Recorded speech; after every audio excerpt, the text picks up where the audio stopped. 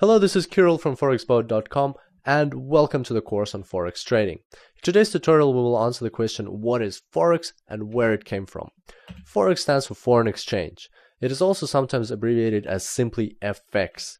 Investopedia defines foreign exchange as the exchange of one currency for another or the conversion of one currency into another currency. So simply put, foreign exchange is the exchange of currencies. Also, Investopedia continues this definition by saying that foreign exchange also refers to the global market where currencies are traded virtually around the clock. So let's have a look at an example. Say, for instance, you're going on a holiday to Europe. In that case, you will take your American dollars and go to the exchange shop and convert them into euros. By doing this, you've conducted a currency exchange and therefore you have become a participant of the Forex market. We will talk about the participants of Forex more in one of the future tutorials, but today let's have a look at the history of how this used to be back in the day, because it wasn't always as easy. So here's a timeline. And a long time ago, there was no money, no currencies, and people had to just exchange goods. And this was called barter. When some people would fish and other people would grow grains and crops, they would exchange some of their goods in order to have the best of both worlds. Next, around 2600 BC, Egyptians discovered gold. We're not really sure who discovered gold and when, but it's attributed to Egyptians around that time.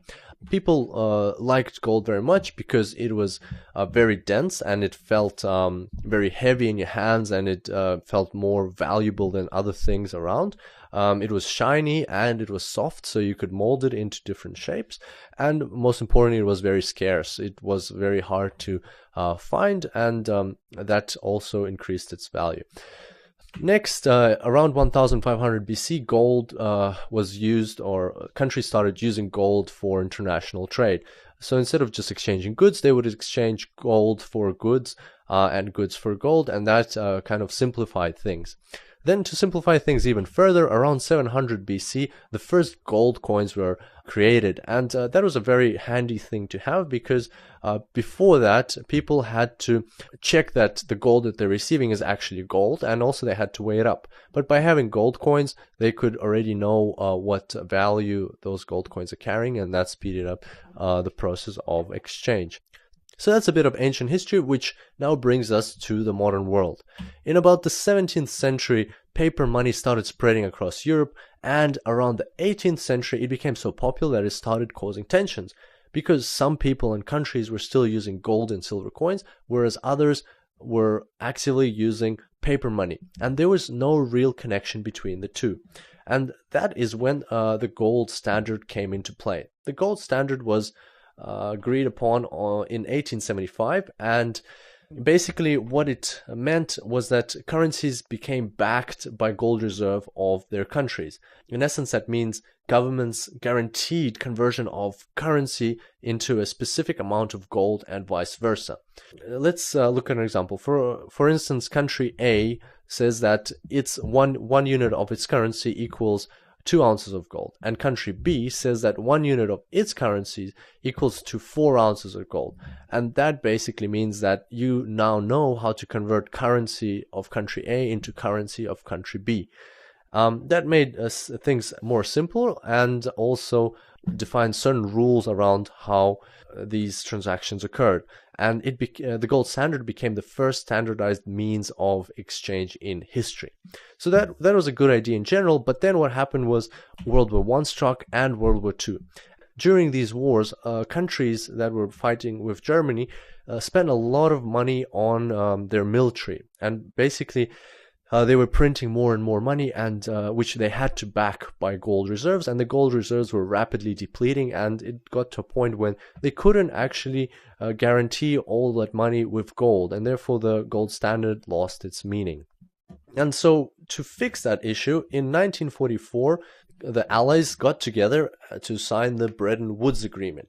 And Bretton Woods Agreement, simply put, it's just the same as the gold standard version 2.0, and all it did was it replaced gold with the US dollar, and the US dollar became the only currency in the world that had to be backed by gold at a fixed exchange rate of $35 per ounce, and all other currencies had a fixed exchange rate to the US dollar. So let's have a look at a bit more detail into the outcomes of the Bretton Woods Agreement.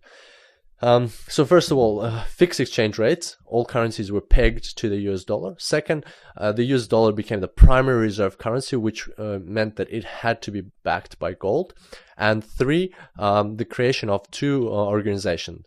The International Monetary Fund, which is simply a pool of funds where all participating nations contribute to on a regular basis, and then if they have problems within their country, they can take money out of that pool, fix their problems, and then return it, plus pay some interest. And also the World Bank, which is a financial institution of the United Nations, meaning that its main purpose is to reduce poverty around the world and help developing countries. By the way, if you're wondering why it's called the Bretton Woods Agreement, that's because it was signed in a town called Bretton Woods in New Hampshire, USA. And as you can expect, when you create something which is basically the gold standard version 2.0, then there's a very high likelihood of it failing just as the gold standard did. And that's exactly what happened to the Bretton Woods Agreement. Over the years after World War II, gold reserves of the US started depleting very rapidly, and in 1971, US President Richard Nixon closed the gold window by telling all other countries that the US will no longer exchange gold for US dollars held in foreign reserves. This event marked the end of the Bretton Woods Agreement, and since then, the world has been using floating exchange rates between currencies, what we now know as the Forex market. The main two takeaways from this timeline are that, first of all, it hasn't always been that simple. It took some time for nations to come up with the current Forex system that we have. And secondly, that there have been several attempts at creating fixed exchange rates between currencies. For example, the gold standard and the Bretton Woods Agreement. And all of these events have failed because it is very artificial to put such constraints on currencies and try to control them. It also illustrates that the Forex market that we currently have is by far the most natural thing that should govern the exchange rates of currencies between each other. This brings us to the end of today's tutorial. I hope you enjoyed it, and I look forward to seeing you next time. Until then, happy trading.